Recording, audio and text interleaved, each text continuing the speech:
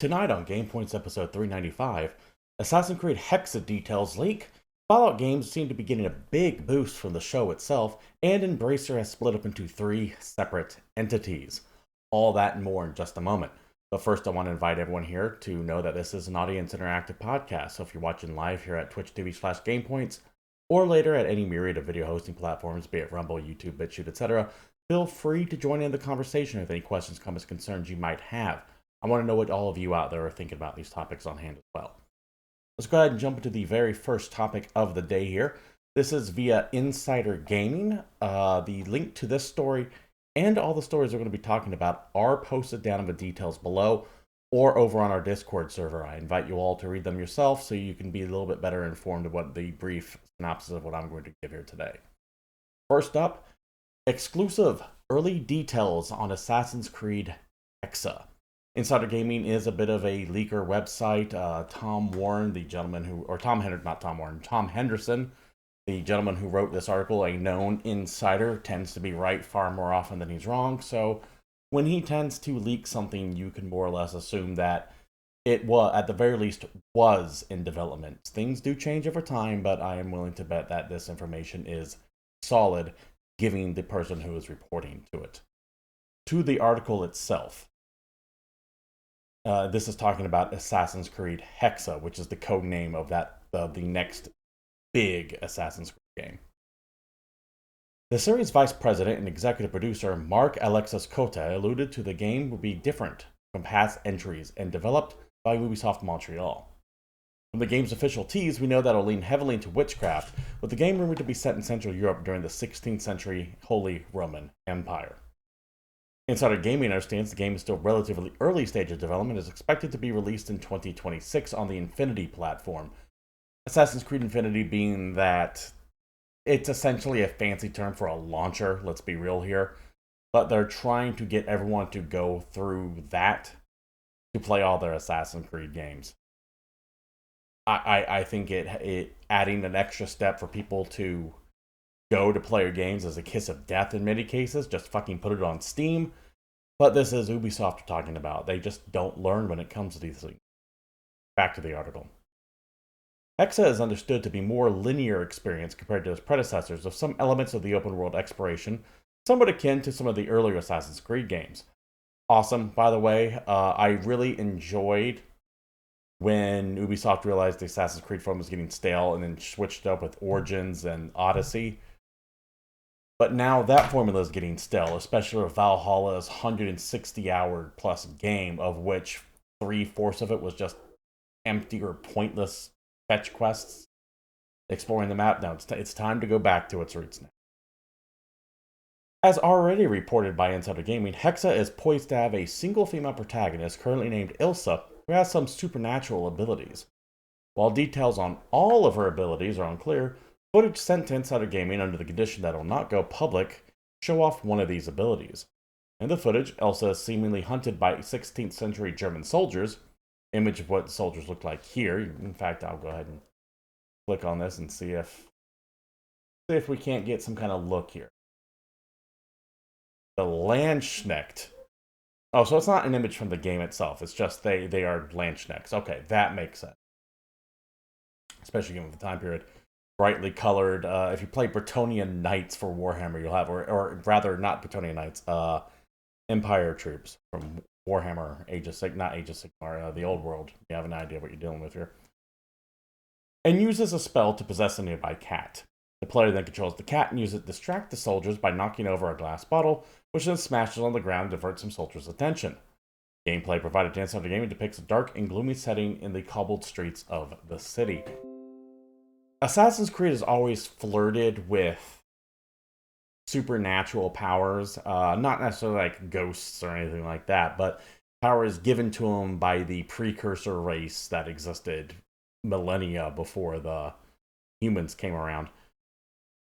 But the idea that they're going to be leaning hard into the witchy side of things is a little bit different than we would normally get from a series like this. Who knows if she's going to actually be able to like take over other people's minds, or if it's a piece of Eden that's given her these powers, or just her DNA from one of the older gods on there. I can't remember what the actual ancients are called in the Assassin's Creed franchise, but they had a name at one time. It is definitely different. Typically, you don't have many powers on Assassin's Creed. You'll have like the eagle vision, enhanced agility and dexterity, but the ability to just go, telekinesis, that's something they really never delved deep into. If that's one of the powers and they're already leaning that into it, I can imagine them having many of another on there as well. Sources also outline that the plan is to have the fear system inspired by the Assassin's Creed Syndicate Jack the Ripper DLC implanted as well. Makes sense. I never played the Jack the Ripper DLC for Syndicate. In fact, I felt like Syndicate kind of really Unity is when I really fell off the franchise. Syndicate was interesting premise, but I only played it for like a few hours before other things came out. If someone could tell me exactly how that worked, by the way, I would appreciate it. Let me know down below. But I like the idea of a tighter, less expansive open world, go back to how the original games were, and let's be honest here, significantly cheaper to make. The expansive overworld that is 100 by 100 miles and you can travel from one corner to the other. I know that was like the big gameplay bugaboo back a few years ago, and especially with everyone chasing Breath of the Wild there for a little bit. Not to say open world games weren't already oversaturated. Breath of the Wild came out, but it certainly extended that trend on much longer than it should have. That's great and all, but they're hideously expensive to make.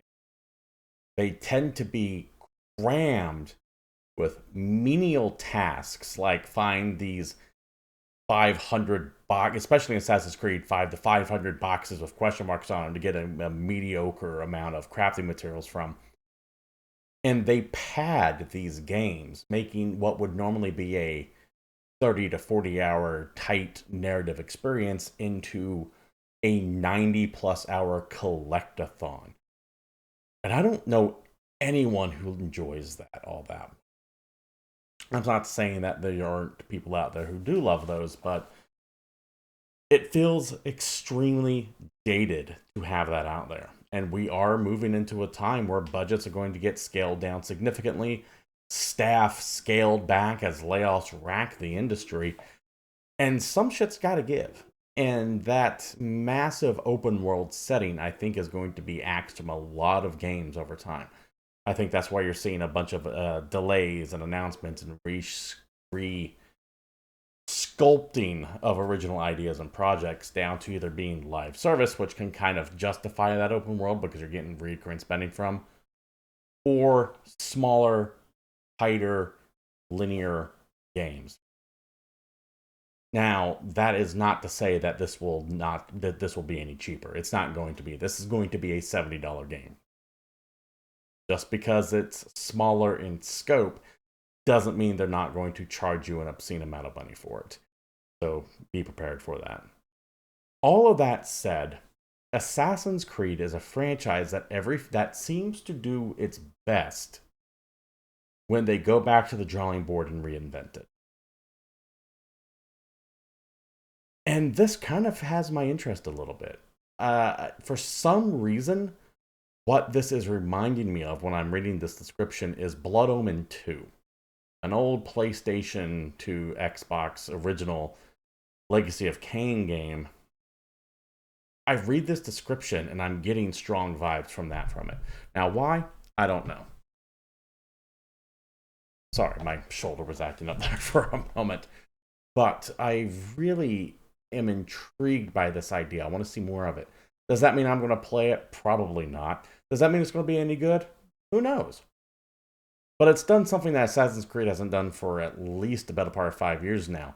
And it's making me aware that it exists. So I guess that's something. Either way, we're not going to know until 2025 at the earliest, it seems like. Or did I say? No, 2026.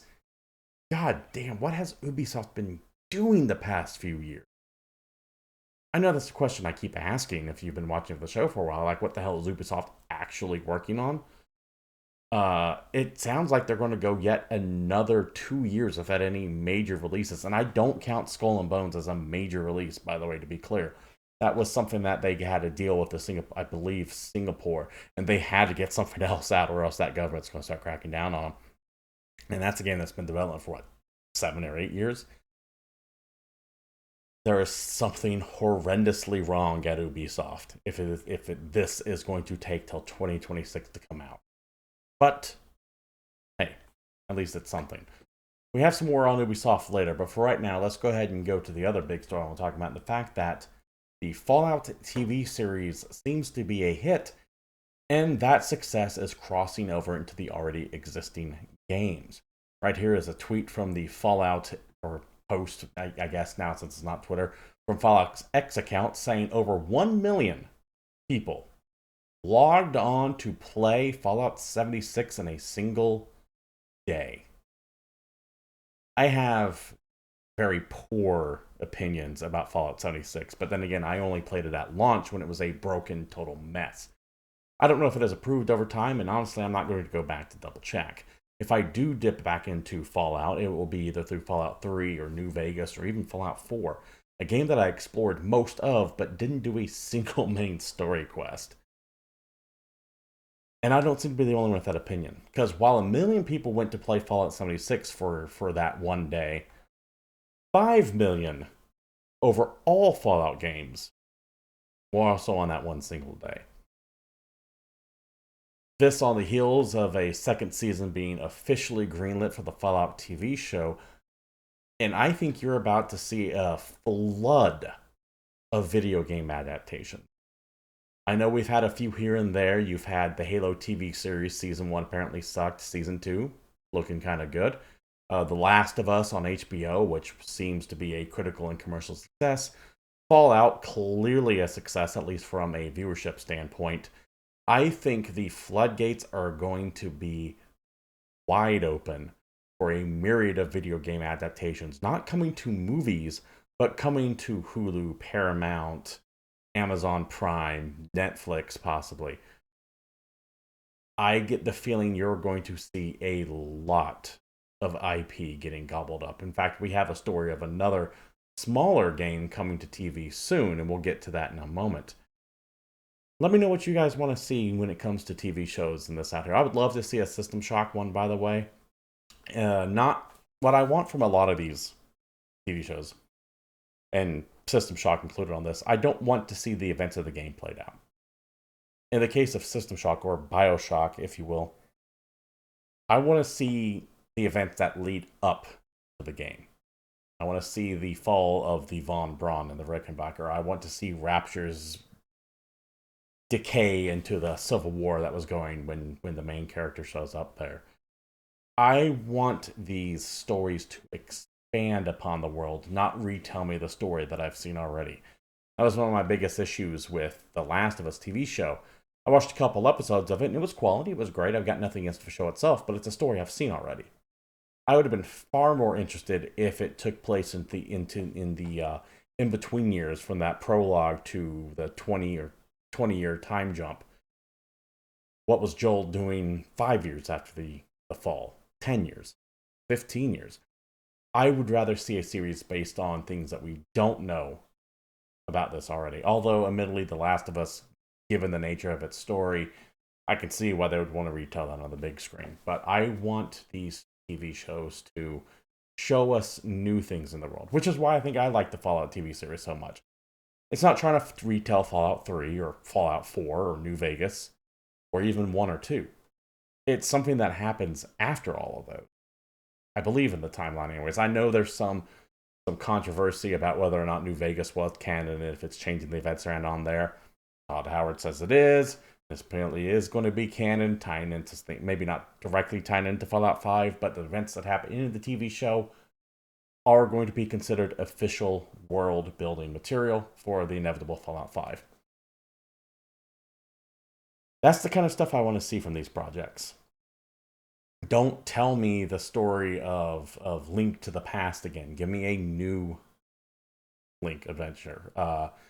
Give me a new... I can't think of any games off the top of my head anymore. If you're doing a Metroid game, don't give me Super Metroid. Give me another mission that Samus Aran would. I've just out of I am out of examples because for some reason I'm having brain freeze on it, but you guys know what I'm talking about. So yes, congratulations to Bethesda and Amazon. You guys apparently have a huge hit on your hands. Second season greenlit of the Fallout TV show, clearly boosting sales of the video games and playtime of the video games as well. And you're going to see a flood of video game adaptations coming to TV. If The Last of Us and this aren't proof that they can work again, I don't know what will be. And you're going to see even the most wild and unlikely of IPs getting gobbled up to be brought to TV. Once again, we'll revisit that topic in a bit. The last of the big three stories I want to get into deals with Embracer Group. That's right, that battered entity that has been going through massive restructuring over the past few months since that Saudi Arabian deal fell through. Well, it seems like it's not going to exist as one massive conglomerate anymore, as they have announced they are going to be chopping themselves up into 3 separate publicly traded companies. Okay, good. Maybe this will help. I don't see really how, but maybe this will help them weather the storm. To this press release that Embracer themselves sent out. The board of directors of Embracer Group AB today announces a transformative step for value creation through a separation of the group into 3 market-leading games and entertainment companies. First, Asmodee Group. Second, Coffee Stain and Friends. Third, Middle-earth Enterprises and Friends. That's right, if you didn't know, Embracer actually owns Lord of the Rings. I don't mean the movie, I mean the actual Lord of the Rings. They just own the rights to that now. The 3 entities will be a separate publicly listed companies, enabling each entity to better focus their respective core strategies and offer more differentiated and distinct equity stores for existing and new shareholders. The 3 separate publicly listed entities are expected to consist of the following. First up, Asmodee. Asmodee, a global leading tabletop games publisher and distributor with an extensive studio and IP catalog. The catalog of 300 plus owned IPs include the beloved board games Ticket to Ride, Seven Wonders, Azul, Catan, Dobble, Exploding Kittens, and an extensive number of distributed games and IPs. Asmodee is also developing a wide range of licensed tabletop games based on Lord of the Rings, Marvel, Game of Thrones, Netflix, Lego, and Star Wars, including the recently successful trading card game release of Star Wars Unlimited. So, first part of this deal is they're going to take Asmodee, and it sounds like they're breaking it off in video games entirely. Now, Asmodee was never a video game publisher. They were always a board game publisher. Part of Embracer's weird overreach where they were just literally buying anything they could, if it made sense or not. Sounds like they're going to be spinning them off back to focus on board games. Maybe some mobile adaptations of these board games. For example, if the mobile version of Ticket to Ride would probably fall into this house as well. Then you have Coffee Stain and Friends, a diverse gaming entity with a dual focus on indie and A/AA premium and free-to-play games for PC, console, and mobile, with a high degree of recurring revenues. This entity will operate under 2 distinct segments, premium and free-to-play. Premium PC console operations will include, among others, Coffee Stain, Ghost Ship, Tarsier, Tuxedo Labs, as well as THQ Nordic and Amplifier Game Invest. Intellectual properties include Deep Rock Galactic, Goat Simulator, Satisfactory, Wreckfest, Teardown, Valheim, as well as 200 other IPs. Free-to-play operations will include EasyBrain, Deca, Crazy Legs, and Cryptic. Intellectual properties include Sudoku.com, BlockDoku, Jigsaw Puzzle, and many other IPs. Key published free-to-play games based on IPs include Star Wars Trek Online and D&D Neverwinter Online. So this is where your middleware stuff is going to go. Your smaller indie at the time games, the stuff that you'll see on Steam for like $15 to $30 a pop. That is what Coffee Stain and Friends is going to be. Now, as far as your big, huge, massive release games, your AAA stuff, well, that's going to fall under Middle-earth Enterprises and Friends. Now, notice they have quotation marks around them. That's probably just a placeholder name until they develop something more classy, I guess. Something less generic sounding.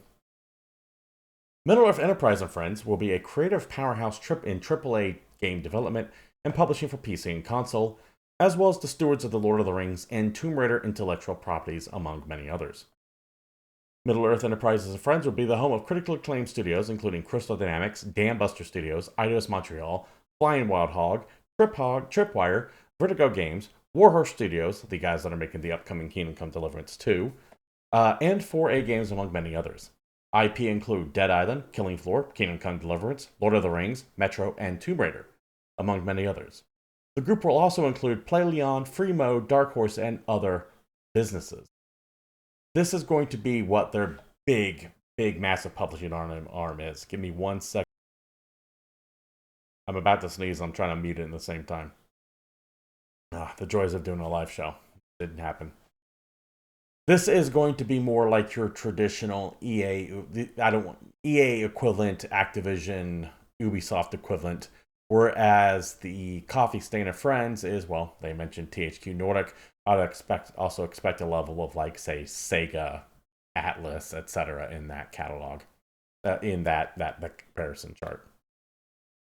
These are going to be your big budget games. Here are your heavy hitters. I don't know if I would count like Tomb Raider as a heavy hitter anymore, but it is the bigger ones that they have. This is probably going to be the ones that don't nearly crank out as many games as Coffee Stain and Friends will, but they'll probably have 1 to 2 big major tentpole releases every year. You would imagine anyways. How this is going to shake out, I have no idea. Lars Wingford, the guy who was in charge of all of Embracer at one time, has openly said, yeah, all these mistakes fall at my feet. Cool, good on him. He's still going to be making out like a bandit because he's going to have shares and investments in 3 companies now instead of 1 because, well, that man's going to be falling upwards. That is the nature of CEOs. Love to see it, I guess. Weird. So, when is all this going to be happening? Well, probably over the course of the next year or so. The details here are in the actual press release. I am not going to go through all this gobbledygook here. We don't need to worry about that. I've given you the big important parts, where the franchises are going where and who's going to be in charge of what. But, however, if you are interested, once again, the link to this will be provided in the description below. Moving on to a company that actually seems to do well by both its employees, fans, and makes money. Let's talk about Larian here. This here's an article from Push Square talking about how Baldur's Gate 3 developer is making 2 new games and its best work ever. A lofty claim, considering that Baldur's Gate 3 is seen by many as Larian's magnum opus. And how do you follow that up? Well, we'll see. Let me blow that up just a touch. There we go.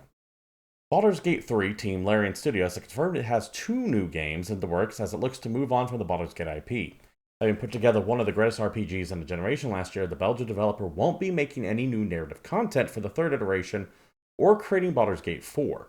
Instead, it's 2 brand new games, which CEO Sven Vinke is calling the studio's best work ever. By the way, this makes sense. They are now big boy. They are now big time. They're going to have people throwing money at them to make anything they want. And I would imagine that they want their own IPs. This might be Divinity Original Sin 3. This might be something else of a Divinity franchise. They have done things other than RPGs, by the way. Dragon Commander comes to mind, which I adored, by the way. So make Dragon Commander 2, Sven, please. And it makes sense that they would want to work on their own stuff. That way they have complete and total creative control to do whatever they want with it. I am sure that Baldur's Gate 3 was a passion project. They've said so themselves. A lot of developing teams would love to work on Baldur's Gate 4, which Hasbro, by the way, is already shipping around to see who they get to join that. Let's just hope they just don't sell it to the lowest bidder. However, they now have proven their chops. And why be beholden to someone else's rules when you can make your own, keep 100% of the profit that comes in, and design a brand new world, or an existing one in the case of Divinity, that you own, control, and could have total creative freedom to do with whatever you want. It makes sense. I doubt Larian is going to get gobbled up by any of the big time names out there. So they're not going to be brought into Microsoft or Sony or anything like that. They seem to be rather fiercely independent when it comes to things like that and have scathing opinions on the state of the gaming industry in general. With I believe Sven Vinke calling it more or less a clusterfuck, and now just atrocious the industry has been run with all these layoffs coming around. By the way, Larian, I don't think has announced a single layoff. I could be wrong on that. Please double check, but I believe they have not announced any layoffs. So I look forward to seeing what they can do on their own. Anyways, enough pontificating. Back to the article itself. The news comes from a community update to Steam where a 7th major patch for Baldur's Gate 3 is revealed. The update's looking to make dark endings more evil, get official mod tools in its place, and add some new customization options. Cross-play support and a photo mode are also planned for the RPG. At the bottom of the article, it said Larian has decided to develop our own IPs. We're currently working on 2 new projects, and we couldn't be more excited about what's in future in store. While the game's still very early in development, the developer says it's fueled by the very same fire in our bellies as Baldur's Gate 3. The one that drives us to create immersive experiences shaped by your choices, and we can't wait for you to join us on this next adventure. I'd expect Larian to go dark for another 2 years and then come out with what they did with Baldur's Gate 3. An extended early access period where you can play the game and then over the course of multiple years, shape it, expand on it, change things around to with what works compared to what doesn't, and then finally released a decently polished product. Yes, I know Baldur's Gate 3 had its fair share of bugs at launch. A game that size, though, what do you really expect? It was pretty damn polished when it first came out. That's not to say things don't slip through the cracks, but you all know what I mean. Sven Vinke himself then explains the following. I don't know if we're going to pull it off, but we're looking at our narrative, visual, and gameplay plans, and I think we're working on what now will be our best work ever. I get excited as a kid watching the key imagery, and I want to show everyone now and grumble in frustration having to wait until it's actually all working. Like I said, they're going to go dark for a couple of years, but I am eagerly looking forward to see what they have coming next. Speaking of companies that have new things coming out, I'm going to take you to a job application from Sony itself for a principal programmer in art technology at PlayStation Global. Why the hell am I showing this? Well, because they're talking about someone joining Media Molecule here. Now, Media Molecule, you might remember them from Little Big Planet, but most recently Dreams, a project that, well, didn't really do all that well. And I am shocked that the studio was not closed down. With all the layoffs and just outright closures and cancellations going about, you would figure a company that put so much time and effort into Dreams only to kind of have it flop would be first on that chopping block. But it seems that not only is Media Molecule not getting folded up into some other studio as a support team, but that they're being allowed to create another brand new IP, as shown by this one paragraph right here. One of the key responsibilities for the job posting is partnering closely with the wider programming team to define and champion technical requirements and standards for Media Molecule's new IP. So they're not going back to make another Little Big Planet. And they certainly aren't making Dreams 2. What it could be? I don't know. I have no idea. I would imagine it would be something along those lines where you could have a bunch of user-generated content and put it up online for other people to play. Maybe they might be looking at how well Mario Maker did and hoping to recreate something like that. They have those Little Big Planet chops under their belt. Lean more into that. This also won't be Dreams 2, but what if it's something Dreams like? And rather than just putting it away behind PlayStation Store, what if it's meant to be multi-platform?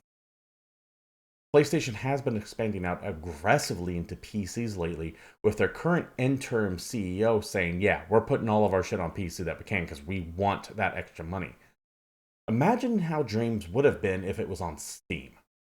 When people with a mouse and keyboard and some actual tools beyond that PlayStation controller could create things and then share it to the wider PC audience rather than being sectioned off as a niche title on a console. Maybe that's what they have planned. At the end of the day, we have no idea what this could be. Hell, it could just be it could be a first-person shooter for all we know. But I'm glad to see that they're getting another crack, because there is some good talent at Media Molecule. Dreams, despite its issues with marketing and release, does have some cool ideas there. And I'm hoping to see what Media Molecule can do and see if it pans out this time around in the world of like user generated content. Because you have to look no further than Mario, Minecraft, Roblox. There is stuff out there. People love to make their own shit and then show it online and put it up on YouTube. This is a genre that might seem oversaturated, but is not as saturated as you might think. And a lot of it's dominated by the survivor genre. Ark, Rust, Valheim, Minecraft to a degree. But what if Media Molecule was able to take those creative, that creative outlet, that ability to let you make your own things in your world, and not put it like in a survival setting? What that might look like, I have no clue. But there is a possibility of this actually succeeding, because right now all that is very much captured by the survival genre. I think you can expand out of that. Something that won't be expanding, however, is Watch Dogs. That series is more or less dead and buried, according to a rumor featured here on WWCF Tech. Watch Dogs series is dead and buried. Fairly original Battle Royale project has been cancelled, according to the rumor. The Watch Dogs is dead and buried as Ubisoft canceled multiple projects based on the franchise, according to online rumors. Speaking on Twitter, the known they say X/Titter, because God forbid we have copy editors anymore. Speaking on X, the known leaker as Jonathan revealed how the series is seemingly done. Legion's commercial fire has brought the cancellation of multiple projects of the series, according to the leaker, in a fairly original Battle Royale project. Original in French, they do translate it. Watch Dogs was something that Ubisoft was so desperate to turn into a franchise like Far Cry or Assassin's Creed. And I get it. It's very dangerous to have your entire success of a company wrapped up on only one or two major IPs. Even if the Division really hasn't come as widespread as Far Cry or Assassin's Creed has for Ubisoft. And that's another game, Division Heartland, that is apparently still being in development, but we have no idea what it is. We have no idea when it's coming out, and it's apparently undergone massive changes over its dark period. So to see Ubisoft put so much time and effort into Watch Dogs as a franchise, trying to turn it into something more than it ever was going to be, and now just ice the entire thing. I doubt we'll see Watch Dogs ever again. Maybe in 20 years when they decide to do a reboot of it. I'm probably going to be dead by the time that happens, though.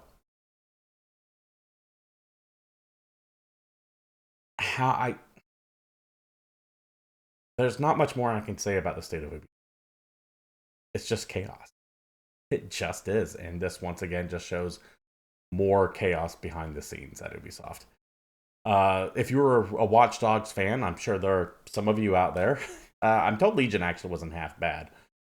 But, sorry. I guess I shouldn't necessarily be mocking the dead in this case.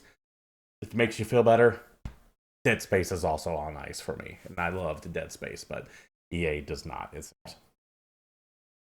So yeah, Watch Dogs, dead. Unfortunate. We're ready to move on to the final two stories here as we're getting close to wrapping things up. First up here from GameIndustry.biz, Atari relaunches Infogrames, acquires totally reliable delivery service. Okay. Atari is kind of doing what Embracer did. And by that, I don't mean gobbling up everything that's out there, but making these weird branding decisions. Embracer decided to keep the name THQ Nordic. Why? THQ was a failed middleware developer. It doesn't have any attaché to it. It doesn't have any cachet to it. It doesn't have any I can't believe attaché. It doesn't have any pop to it. It's looked at as a failure, and they kept it anyways. Same with Atari, which isn't even, by the way, the Atari back in the early 80s that Nolan Bushnell founded. It is a company that I believe was bought by Hasbro, then by Infogrames, and then became its own thing again. It just, as using only the name, it doesn't actually have anything to do with Atari other than the name anymore. And now they're reviving the name of the company that bought them and turning them into a subsidiary of them. it's just a series of skin suits. These are zombie companies. They look at dead names and try to revive them through some kind of corpo necromancy, hoping that someone somewhere has a soft spot for infogrames. But who really does? The only thing I remember about this company, by the way, is its weird armadillo logo with a rainbow spectrum in the middle of it. That's the only thing I remember is that logo. I couldn't tell you what a single game they made off the top of my head. There's no nostalgia here.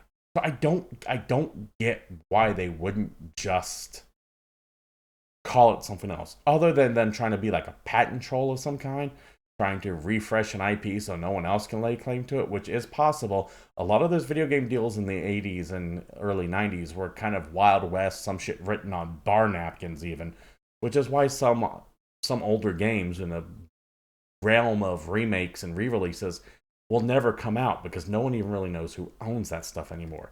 That's what this reeks of to me. Hey there, Rocco. Good to have you. Yeah, no Atari. Moving on to the actual article itself, as I try to get back on track here. Atari has announced a revival of the Infogames brand, launching it as a publishing label. Infogrames will focus on publishing and acquiring IP, the first of which being totally reliable delivery service, which it purchased from Tiny Build. There's that Embracer shit again. Embracer splits up, Atari seems to be wanting to pick up the pieces. The terms of the acquisition were not disclosed, but Atari said it includes the 2019 game, its trademark, and underlying property. Infogrames in particular will focus on properties that fall outside the core portfolio of its IP associated with the Atari brand, the announcement said, adding that the game preservation will also be a core aspect of the label. That is cool. I like the game preservation idea, but I get the feeling that is thrown in less to actually preserve games and more just to get people to talk about it. I want to see what they actually do with it. It is cool to hear a company actually take game preservation seriously, since so many don't. Especially given once again, going back to Ubisoft and the Crew and that situation there. But we'll see. I know it's very early to be making the claim that this is Embracer Part 2, especially since it's only just one IP. But they made a publishing label focused on acquiring IP rather than creating their own shit. And given that Atari is just a skin suit now, and that Infogrames is just a skin suit now, I get the feeling that they're going to do what Embracer did and just try to gobble up old dead IP just to have them and say, hey, we have this, and do nothing with it. That's my theory as to where this is going to go. The final story today, we go to Variety and talk about how El Paso Elsewhere is getting a film adaptation. Now, if you've never heard of this game, don't feel bad, very few people do. But this is what I'm talking about. The Fallout series has done so well that every IP out there is up for grabs. And they're all going to get gobbled up and invested. You're going to see a glut of video game adaptations over the next 5 to 10 years, to the point where I think they're going to become as numerous and released as often as Marvel movies were at its height. It's going to happen soon. To the article from Variety itself. Hit neo-noir video game El Paso Elsewhere is heading for the big screen in a new film adaptation. Academy Award nominee LaKeith Stanfield is in talks to star in the production and produce with Lorenzo de Bonaventura's Pictures. Colin Stark would also produce. Released in 2023, the indie game El Paso Elsewhere was developed by Strange Scaffold, the developer label of BAFTA-nominated game developer, writer, and voice actor Xavier Nelson Jr. The third-person shooter draws inspiration from Max Payne, Quake, and Hotline Miami, and it's actually pretty good. I played around for a little bit. I haven't finished it, but it was pretty soft when I played of it. In 2024, it was nominated for Best Indie Game at the New York Game Awards and for Outstanding Achievement in Independent Game at the DICE Awards. Recovering from a toxic relationship, James Savage confronts both his inner demons and enigmatic ex-girlfriend, Janet, before she executes a world-ending ritual per the film's official logline. James navigates her reality-bending universe with ethereal monsters while facing the truth of his own addictions and skewed sense of self-worth. James learns that the only route to love is through healing. That last line is dumb. Cut it. We don't need that in the tagline. Everything else, though, it It's an interesting game. I'd recommend y'all take a look at it. But this is what I'm talking about. El Paso Elsewhere. That makes sense as a movie. It's a relatively brief storyline. But you're going to see an influx of these. Everyone, now, not everything that gets bought is going to be made into a film. This has been sold to be moved into a movie, but nothing may come of it, especially as we're entering some shaky financial times. But there are going to be a whole bunch of adaptations everywhere. And we're not talking the Uwe Boll stuff that came out there with Far Cry and what was it, Far Cry, Alone in the Dark, Blood Rain. There's going to be some money thrown at this, as everyone wants to try to get The Last of Us a Fallout style ratings. Take a look at chat here before we wrap things up. Rocco Gaming V says, this reeks of jumping on the bandwagon of trying to cash in on video game movie adaptations after Fallout had some success. Yes, that is what I was talking about early in the show. This is all because of the two big video game successes that we've had relatively back to back. The Last of Us on HBO and Amazon Prime's Fallout. Everything's up for grabs now. All of it. And you're going to be seeing some long dormant properties going for a song. You know what I would not be surprised by? I wouldn't be surprised if you see some middle tier stuff that has been dormant for like 10 years getting gobbled up. Things like Deus Ex. Which, hey, Deus Ex TV show, it sounds like music to my ears. But I would expect things like that getting picked up and ran with. We'll see, though. Do they not remember the Assassin's Creed movie? No one remembers the Assassin's Creed movie. That's the problem. With that, I believe that is the last news story of the week that I have for you. And that does it for the show itself. This has been GamePoints 395. Thank you all for showing up and enjoying yourselves here. At least I hope you did. If you like what you saw and you want to split the stream, you know what to do. Likes, bits, follow, subs, shares, all that good stuff. There's a Discord link you can join. Provided down below. There's a Discord group you can join. Link provided down below. I can talk. It has been known to happen. As well as links to all the stories we talked about today. You can follow me over on X at CapitalistPig21 if you want to hear my random musings that I do stream throughout to the week here at twitch.tv/GamePoints. Come on by, take a look at what I'm playing. I've been going through Planet Crafter lately, and we'll talk about whatever I happen to be talking about at that time. Once again, though, thank you all for showing up, and until next week, I'm out of here.